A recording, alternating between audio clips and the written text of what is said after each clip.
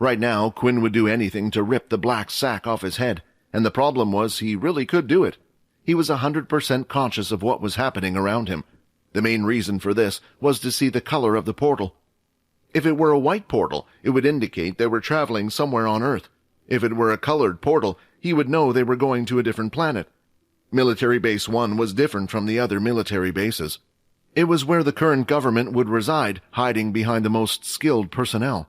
It was also where the leaders would gather, and was the only base that didn't have a school campus. The place and locations of all military bases were kept secret to the students during their time at the academy.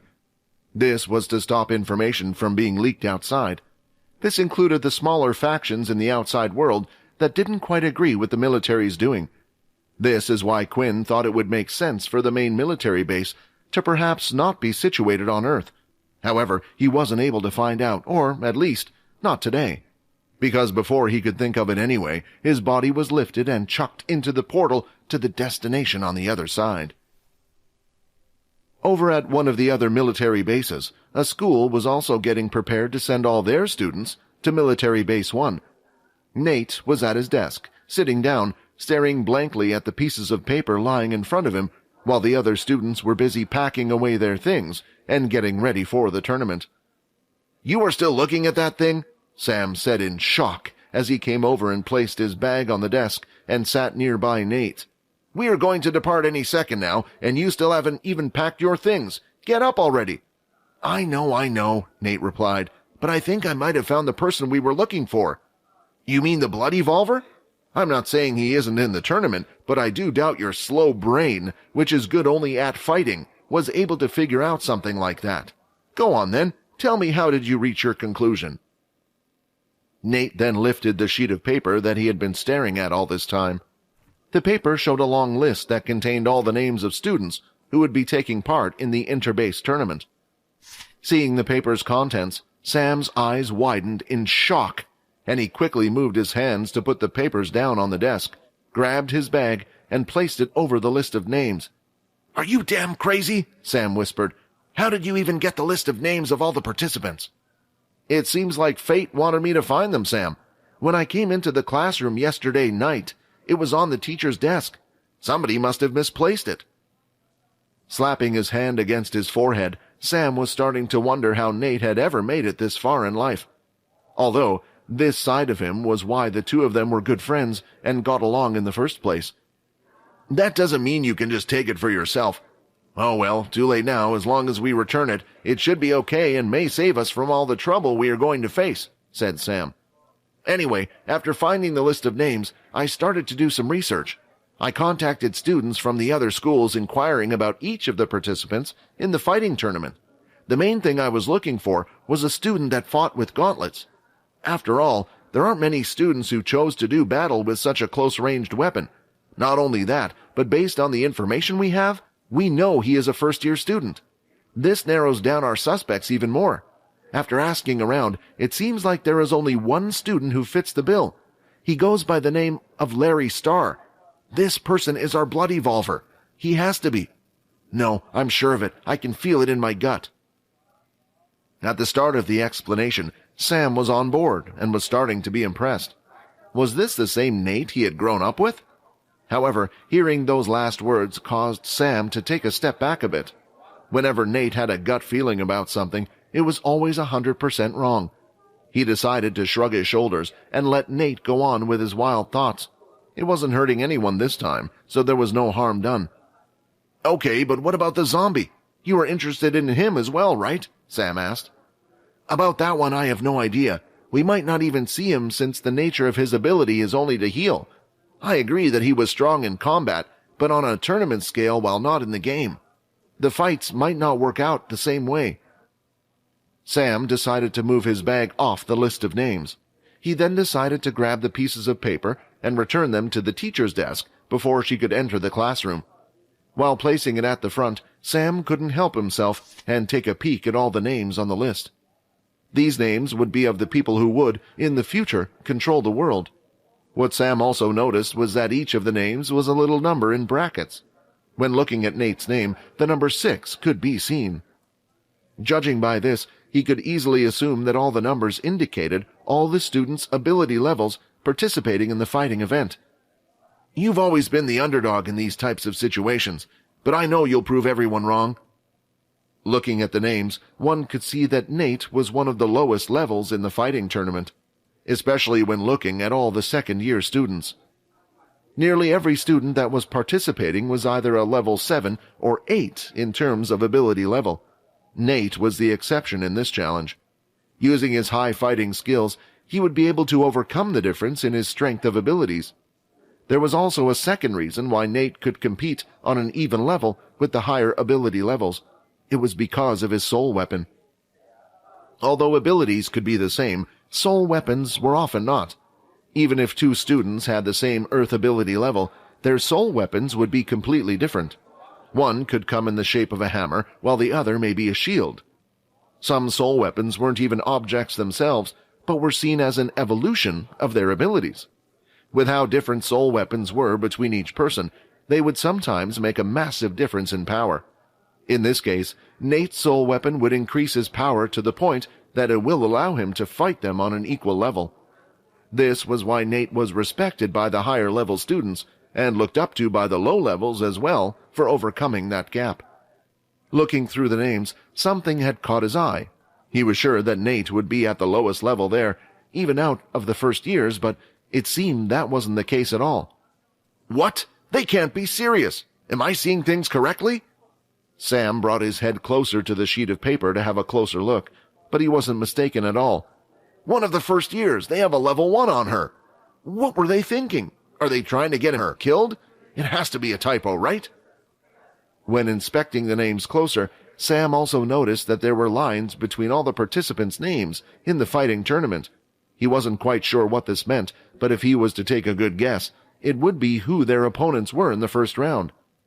Across from the level 1 name, Peter Chuck was another Year 1 student who went by the name of Larry Starr, a level 6 user. "Well, what are the chances of that? I guess you might be able to go against our so-called Blood Evolver after all. It should be an easy win for him." As Sam put the piece of paper down, he looked up and realized that all the students had suddenly gone silent and were staring in his direction. Finding the whole thing strange, he tried to turn away when a slender body came into his view. "Now, would you like to tell me what you were doing with that piece of paper?" Silver asked with a smile. Get the color of the portal was killing Quinn. However, he decided to keep the black sack covering his face. After all, it wasn't worth it. There was no need for him to worry about where the first military base was. He didn't know why he was getting a little obsessed over it. It wasn't like he was working for Pure or the Dalki. They would have done anything just to obtain this type of information. Even if Quinn did know, it wouldn't have helped him anything. Unless he was planning to take on the military, he could never imagine doing such a thing in his entire life. The second his body passed through the portal, he could feel the strange sensation that would usually occur. It felt like your mind was melting. The experience wasn't all that bad, but the imagery was certainly strange. He was surprised that when passing through the portal, this strange sensation didn't wake up the other students. This also meant that the gas, or whatever was used to knock them out, was strong enough to disable them. As he thought about it a bit more, he was kind of surprised that it was able to place Fex asleep. Having decided to not take off the black bag, once through to the other end of the portal, Quinn continued to pretend to be knocked out. His body was chucked and moved, gently sometimes by some, and quite rough by others. As they continued moving about, he consistently heard strange mechanical sounds around him. It was driving him a little crazy, since he was trying to picture what was outside by only using his ears. "I wonder how Leo does it. I would hate it if I became blind." Quinn couldn't help but think this. Eventually, after a couple of hours of being chucked around from place to place, his body wasn't moved for the last 15 minutes. And then, the first student other than him woke up. What the hell is on my head?" the student shouted out. Despite opening his eyes, the only thing he could see was the color black. The thought of the world being taken over entered his mind. This caused him to start screaming. I'm sorry, please don't kill me." The student continued yelling before feeling a bump on the back of his head. "Calm down, will you? You just arrived at your destination," the soldier explained as he took the bag off the student. Because of his screaming, it managed to wake up quite a few students. Very slowly, every one of them started waking up. "Please remove the bags from your heads and stay where you are until further instructions have been made." The voice was recognizable, and it seemed to come from old General Mike.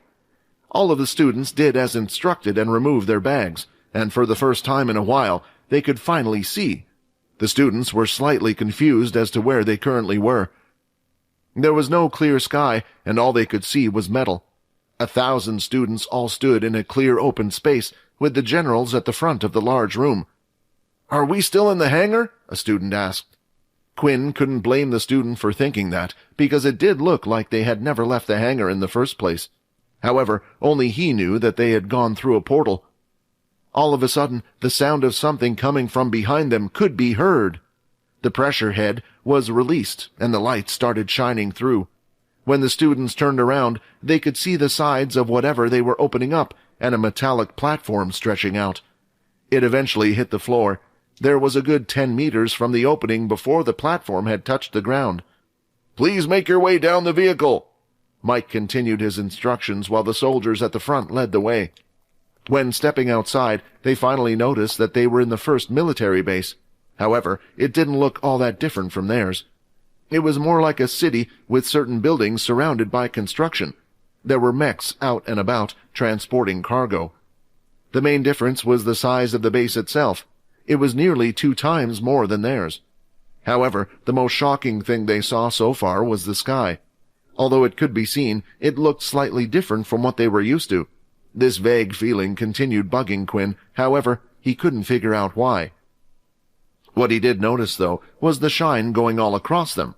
The entire city seemed to be encased in a large glass-like dome, and around the edges was a high-rise wall, making it impossible to see what was outside of the city unless one was in an airship. Once the students looked behind them, only then did they realize what type of vehicle they were in. It looked like a submarine on wheels. The thing was extremely huge, and it had 16 wheels the size of houses on its side. Quinn then realized what was making all that noise from before. The teleportation device must have transferred them somewhere, and later they needed to be moved via the vehicle in front of them. Once all of the students were accounted for, the vehicle started retracting its platform. Once it was finished, it immediately headed off in a different direction. Mike, Nathan, and Duke went out to greet another soldier. They later followed him until they reached a train stop.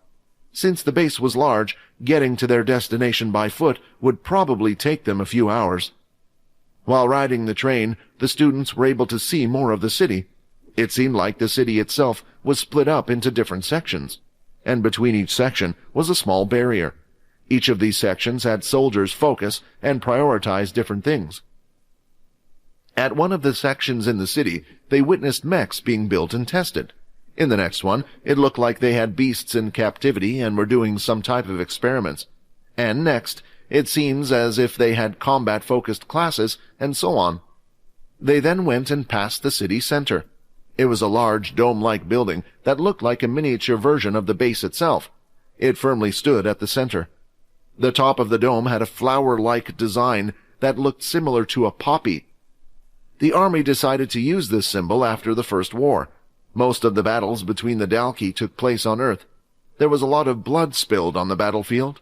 Once the war was declared over, something strange seemed to happen.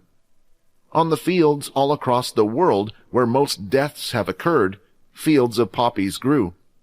In the past, it was said that something like this happened once before. However, it had been long forgotten. Despite that, they still chose to use it as their symbol. This building was the world's government's headquarters. It was where the 8 head generals, the leader, and the big 4 family leaders would meet to make their decisions. It was like they were in control of the world. The train continued moving past the city center and eventually went towards the back of the city, where it seemed a little less busy. They passed another small barrier of some type, and many mechs and soldiers seemed to be standing guard. They entered another part of the city which was separated from the others.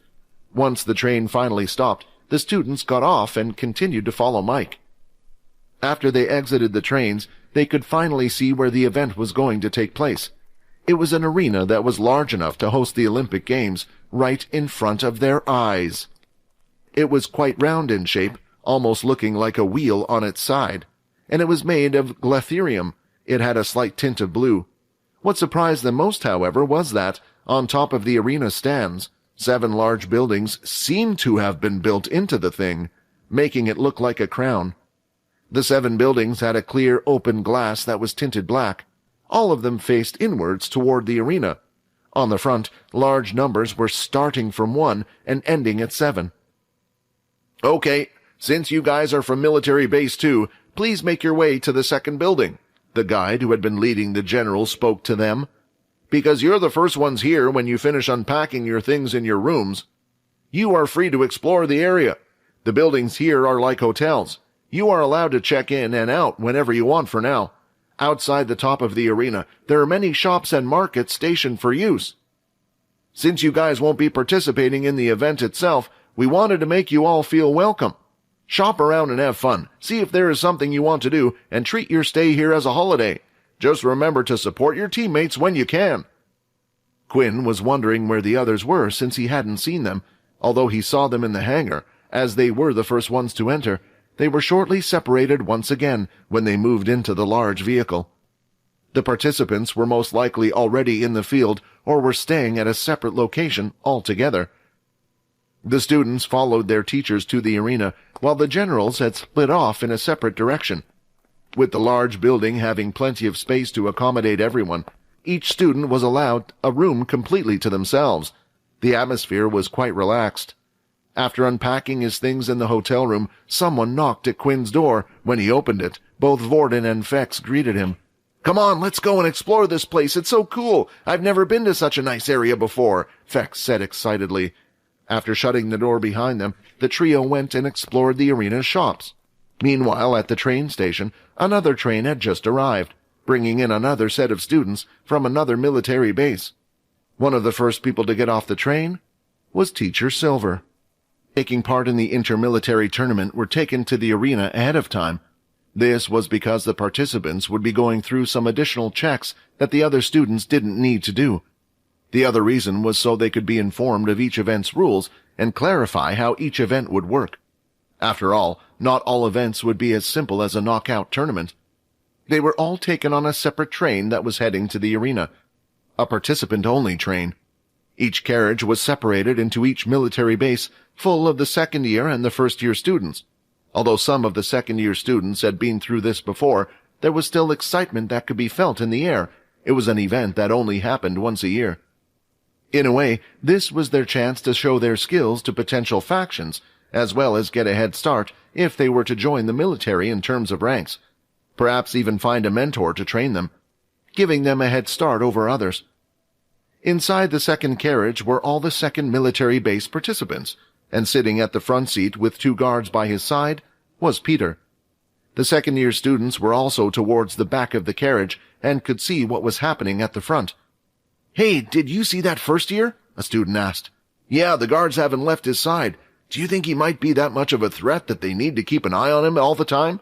I heard some crazy first years tried going against us this year," another replied. One of the second-year students was looking for that exact student the others were talking about, Momo. Ever since the incident with Vorden in the assembly hall, he had decided to keep his involvement down low. For some reason, during his fight with Vorden, even though he had the upper hand against him, he had to go all out, even using his soul weapon. Something was telling him there was still a chance he could have lost that fight. During that fight, some frightening things happened, one of them being Vorden cutting off his arm. Thinking back to the battle, Momo thought if he would have ever been able to decide that, and even if he did, whether or not he could have gone through with it. There was something wrong with the first-year students that just didn't fit right. Momo wasn't participating in the fighting tournament, but was looking forward to seeing the full strength of Vorden. However, when he didn't spot him on the train, he was incredibly disappointed, and instead saw Peter taking his place. The student they had bullied and forced to go against Vorden. "What are you planning on doing, Duke?" Momo mumbled to himself. He had a feeling that most likely Duke was behind this whole matter. The train had come to a stop, and all the participants were led out of the train straight into the arena. They saw the large buildings on top of the arena. However, they could not meet with their classmates. Instead, they were taken underground in the arena and eventually entered a sizable underground training room. The room was filled with different beast equipment, target tools, gaming equipment, and all sorts. This was a place that allowed the participants to use their abilities freely before they were to participate in their events. As you can see, several rooms are leading to this one. The entrance which you have entered is now locked, and only military personnel who are authorized will be able to pass through. A soldier holding a tablet and containing a scanner over his eye explained. You are free to use this room however you wish before the event. The big day starts tomorrow, so you will have plenty of time to practice. To your right through the doors are your sleeping quarters. Feel free to rest whenever you wish. Just behind me is the entrance to the arena. In a moment, we will split you up into groups according to your events, and we will have someone explain and go over the rules. Tomorrow, when your names will be called, and you will be escorted up to the arena. The man then pointed to a large display slightly above him that had hooked onto the wall. We don't want you to be left out, of course. Above, we will be displaying the event to all of you. If you have any problems or concerns, do not hesitate to ask us. With that, the man went off to talk to his team to organize the next step, while the students were free to check out the training room. Many of them went to explore the place, while others wanted to play around with the equipment. Some of the stuff they had back at their bases and used for their training, but some items they had never seen before were excited to test them out and see what they could do.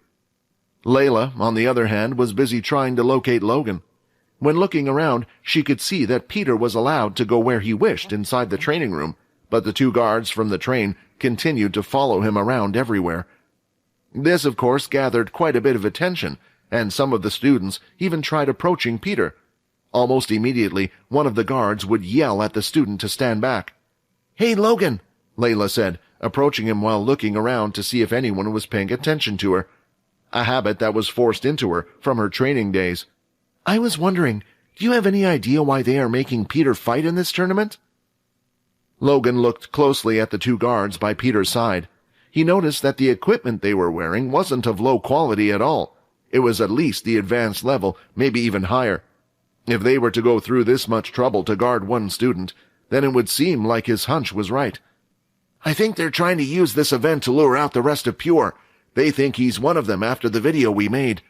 It would make sense, and if they believed they cared about him that much to try to snatch him from True Dream, then maybe they would do the same at this event," Logan replied. Hearing this, the sick feeling in Layla's stomach had returned.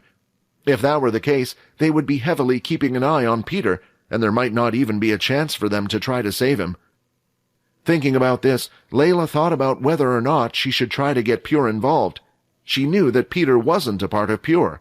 Still, if she were to put a word to her mother, maybe she would help her.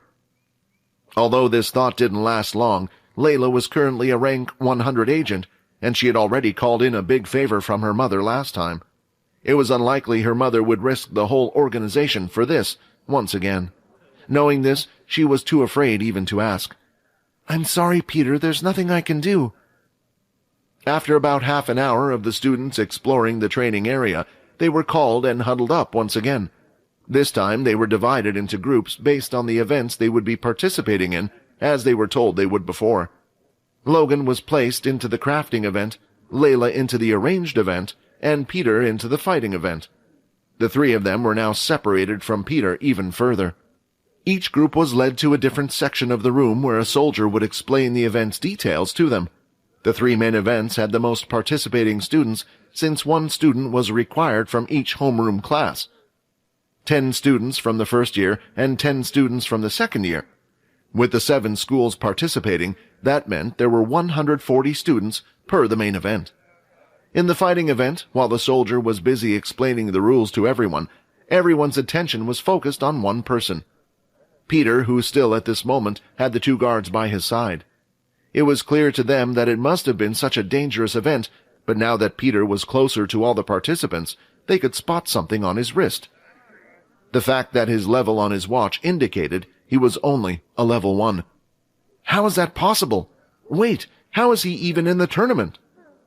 The students wanted to question it and ask, but the soldier up front was busy explaining the rules and processes to everyone, and they knew better than to interrupt.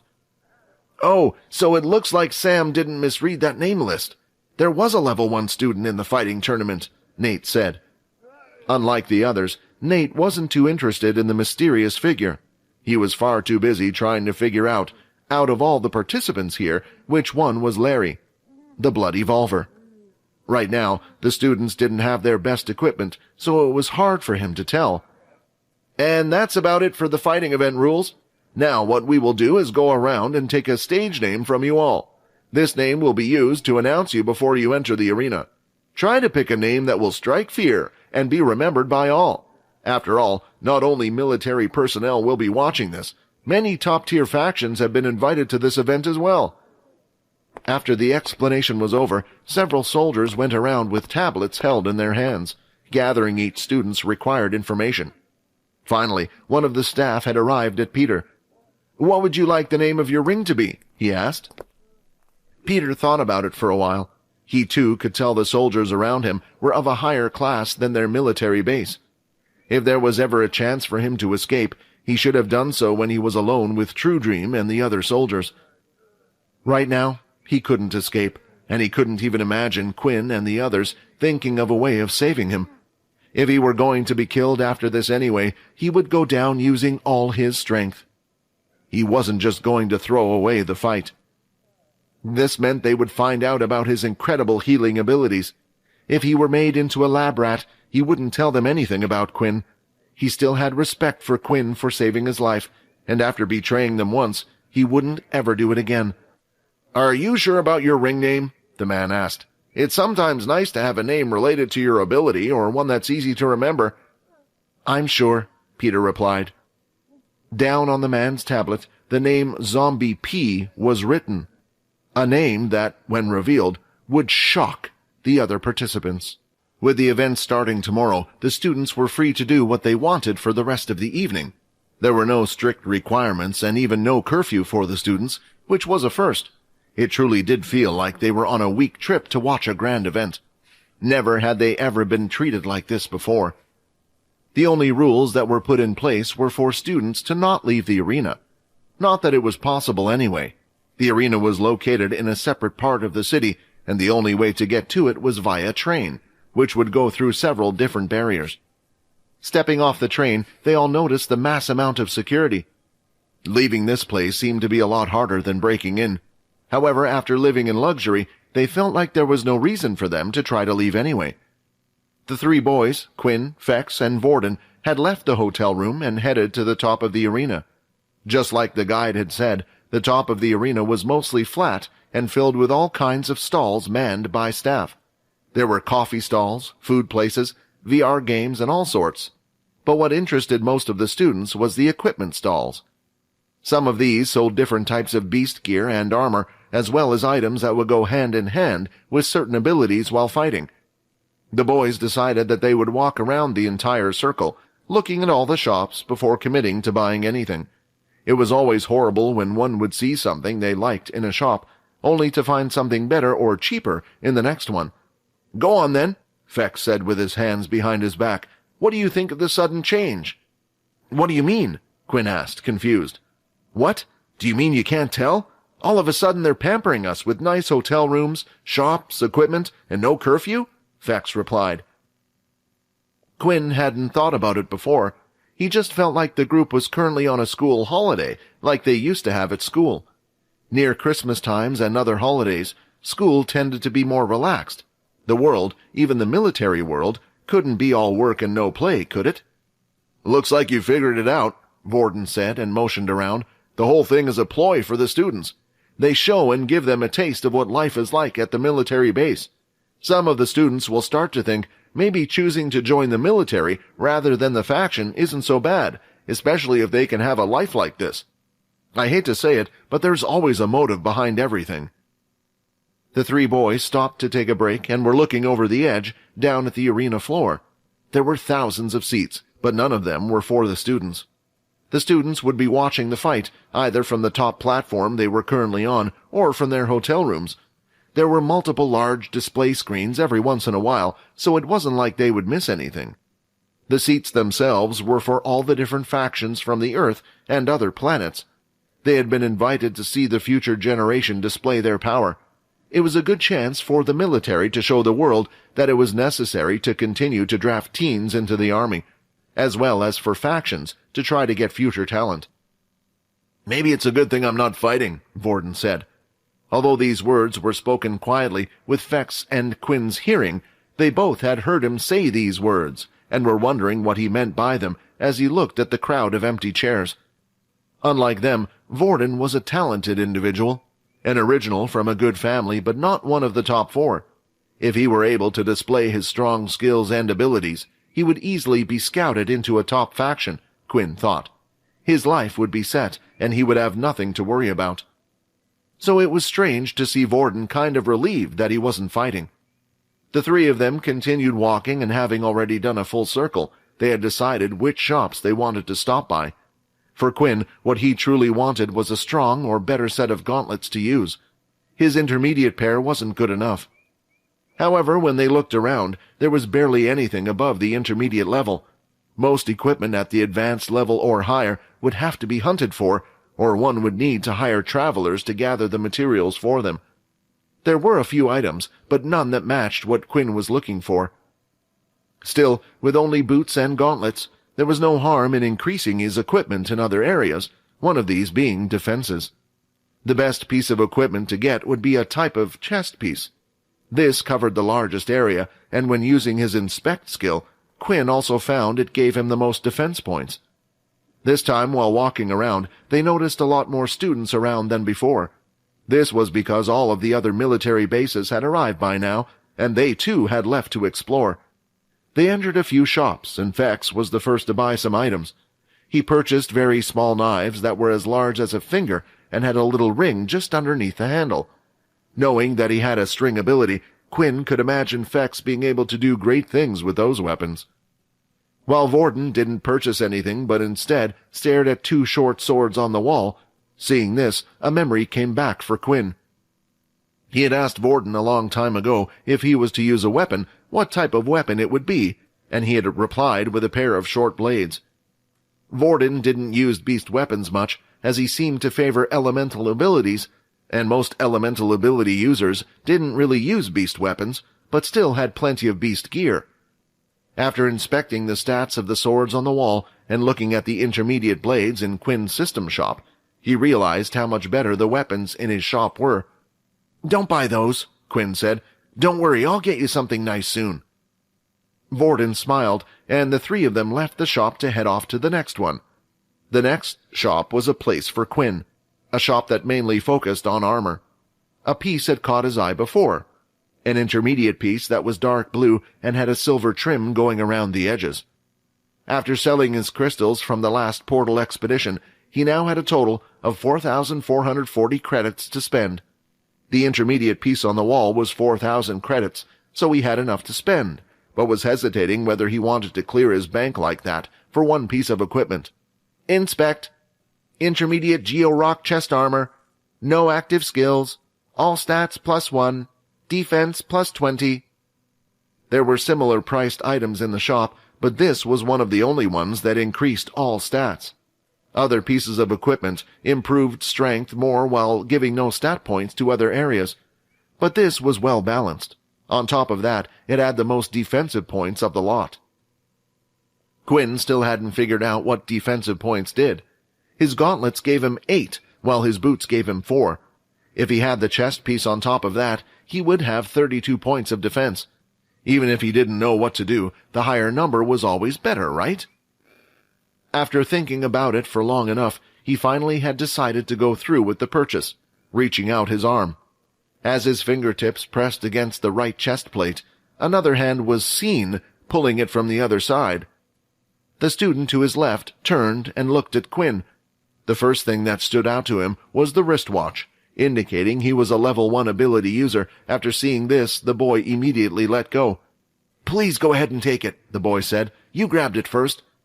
"You were a little faster than me. You go ahead," Quinn said.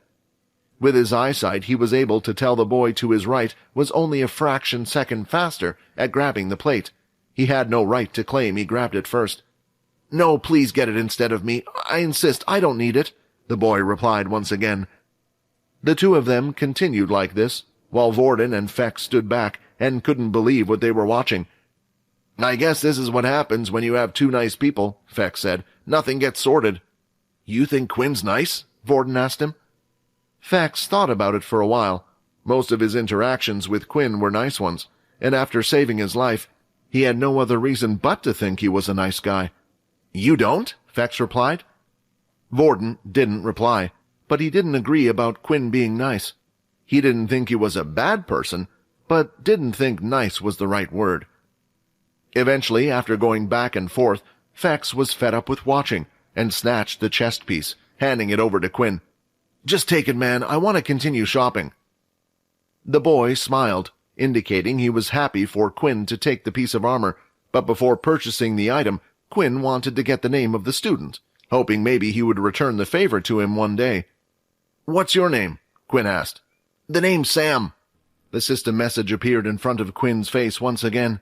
It was a constant reminder that his health continued to decrease, not that he needed the reminder anyway. Whenever the system message would appear, he would have shooting pains rush through his head and stomach moments before it. His inside felt like they were trying to tear each other apart, and his brain felt like someone was reaching inside and squeezing it. This feeling usually lasted for around 5 minutes before Quinn was able to suppress it. "Hey, are you okay?" Sam asked. "You don't look too good." Fex quickly came over to Quinn's side to give him a helping hand. He was the only one who knew what Quinn was doing, as he had informed him beforehand. Vorden knew something was happening but wasn't aware of the truth, and decided to let it be, figuring out that it was most likely some vampire-related business. Quinn handed over his money card and gave it to Vorden to complete the purchase at the desk. The 4,000 credits were exchanged, and the equipment was placed in a fancy metallic suitcase. By the time Vorden had returned with the item, Quinn had mostly recovered from the pain. "Well, I hope you start feeling better," said Sam. "I'll see you guys at the tournament.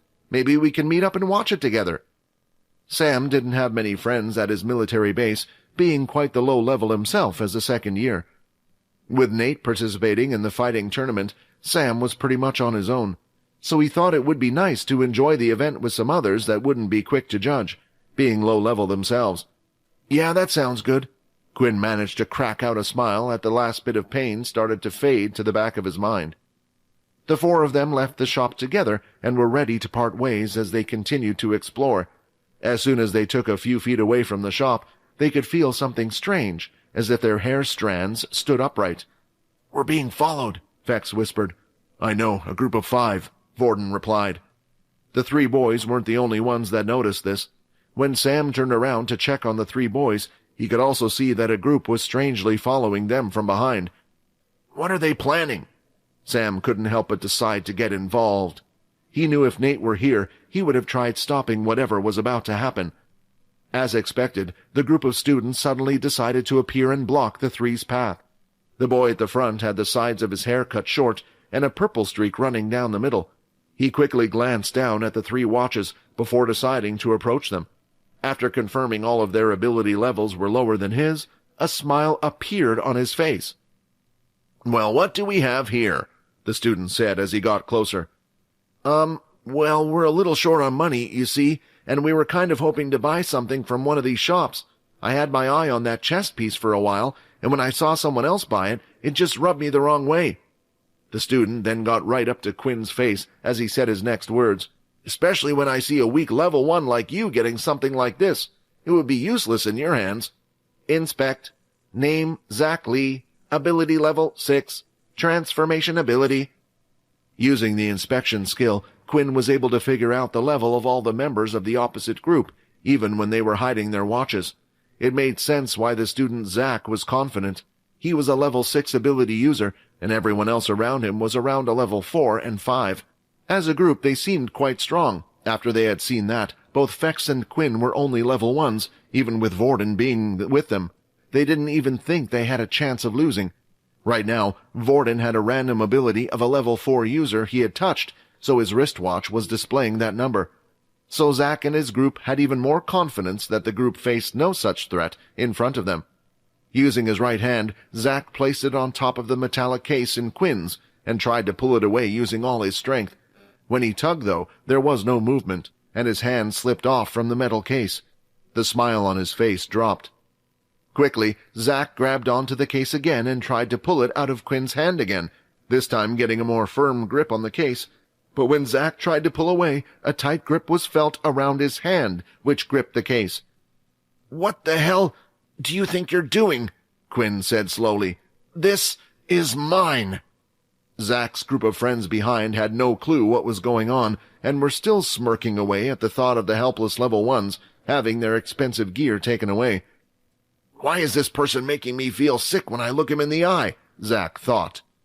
Zack had carefully watched Quinn and his friends enter the shop. Even before they had purchased the equipment, he had taken note of their levels. It came as a big surprise when he found out a level 1 user could purchase intermediate gear. Then a thought hit him. Perhaps he was someone from a prestigious, or at least a wealthy family. They had been cursed with a son that was only able to produce a low amount of MC cells, never being able to get past level 1.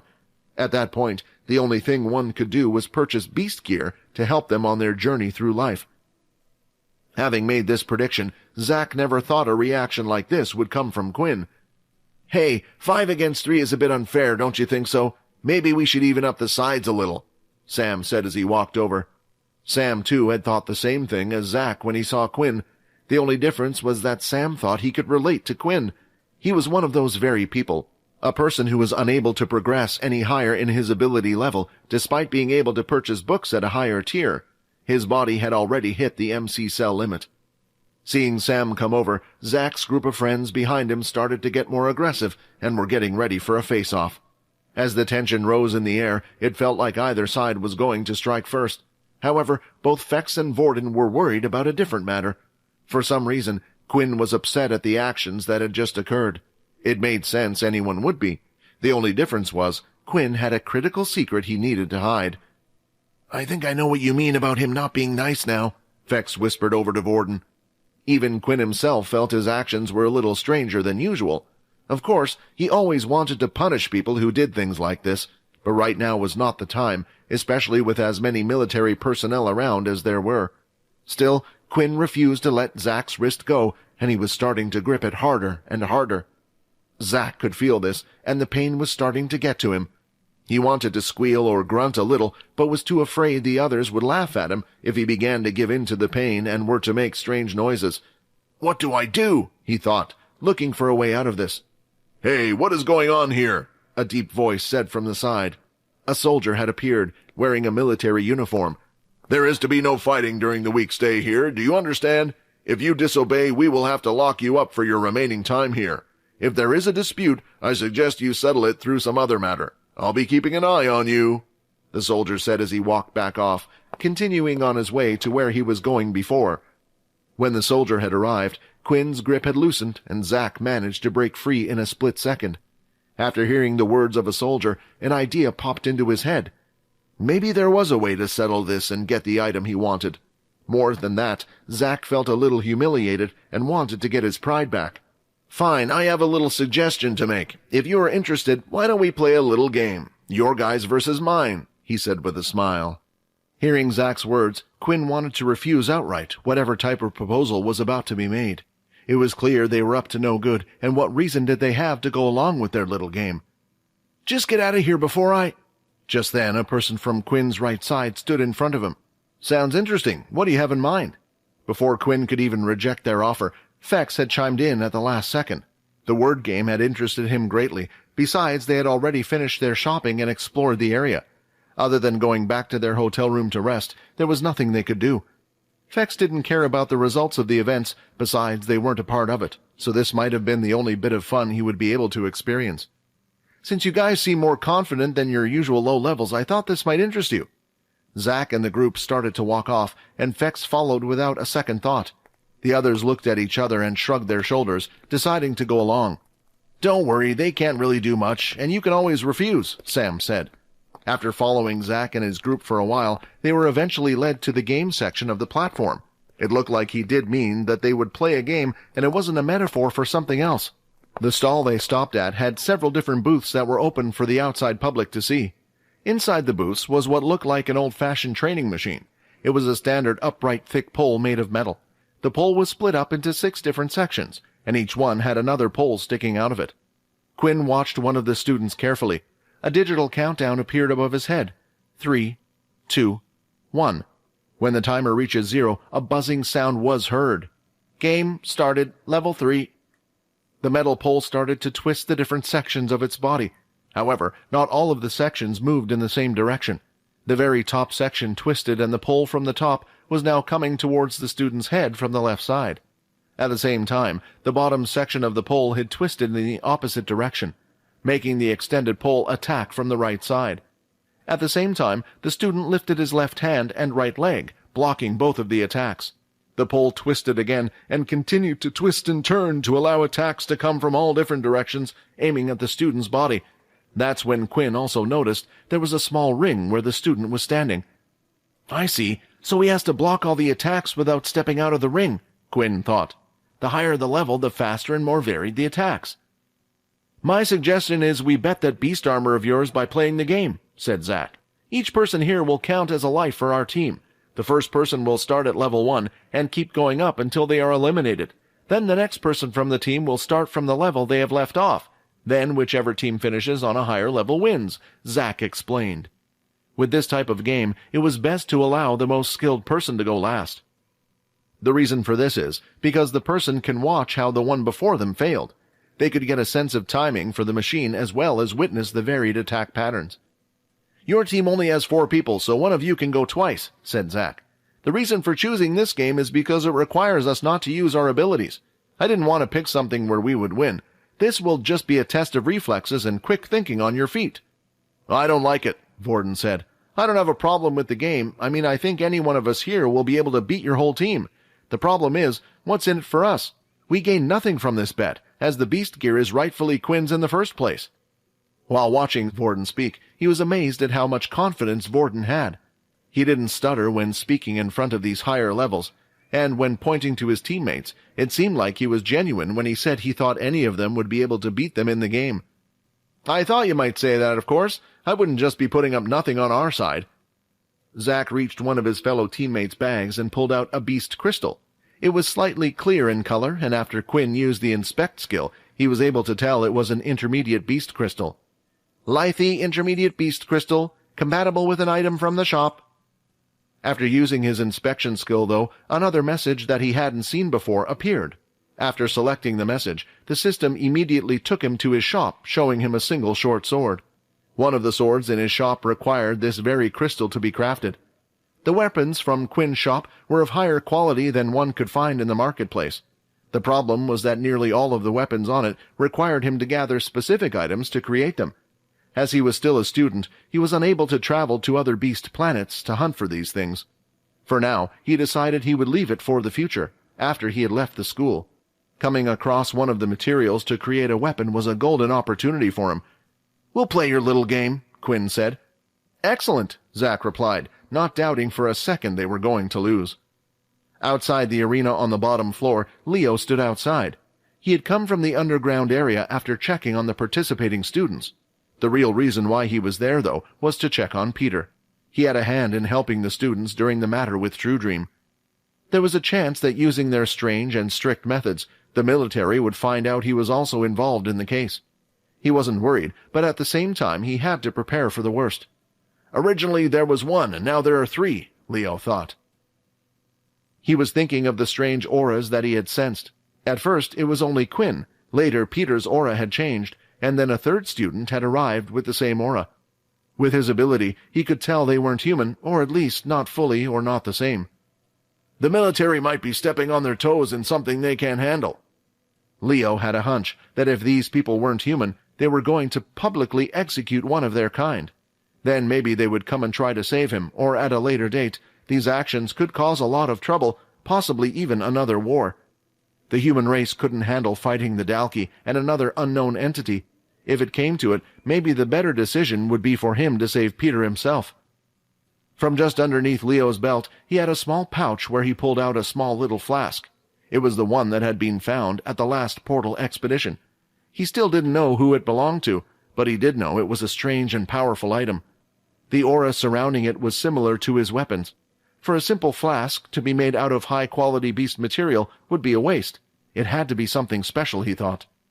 He thought that he might have missed something or a special use for the flask. He unscrews the lid from the top of the flask. The contents inside the flask remained the same, as Leo didn't want to throw it away. He swirled it around, looking at the red liquid inside. "That's blood. I wonder if all of this is linked somehow." As he said those words, he could hear the sounds of footsteps rushing towards him. Leo quickly activated his ability, allowing him to cover a wider range. After doing this, he was even more worried than before. For some reason, the figure's aura seemed to be masked. He could still see the figure, but it seems like whatever was heading in his direction was able to suppress it. Eventually, the footsteps slowed, and now he could get a clearer view of it. Seeing it had a human-like shape. Leo calmed down a little, but was still prepared for anything. The figure was now in front of Leo, but of course, Leo could only tell someone was there and not what they looked like. "Where did you get that flask?" a female voice said. Hi, Quinn here. Wondering what happens next? If you want to jump the queue and unleash all episodes, click on the link here and install the Pocket FM app.